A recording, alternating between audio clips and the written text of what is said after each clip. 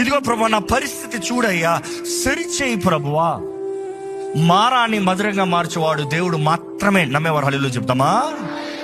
మానవుడు కాదు. మారాన్ని మధురంగా మార్చగలిగింది ఆయన మాత్రమే. నీ చేతుని, నీ తప్పుడు నిర్ణయాన్ని ఆయన సంకల్పం చొప్పున పిలవబడిన వారికి, ఆయనను ప్రేమించే వారికి ఆయన సమస్తము సమకూర్చి జరిగిస్తాడు. Don't rush to correct your self by your own logic. దేవుని కృపను వేడుకోదాము, దేవుని దయను వేడుకోదాము. ఆయన కృప, ఆయన దయ కాకపోతే ఈరోజు ఎవరు బ్రతకలేమో. కాబట్టి దేవుని కొరకు ఆశపడి ఎదురు చూద్దామండి. దేవుడు అక్కడ చూసినప్పుడు దేవుడు అంటున్నాడు, నేను దర్శిస్తాను. నా వాక్కు, నా మంచి వాక్కు, నా మంచి మాట, మై గుడ్ వర్డ్ నేను జరిగిస్తాను.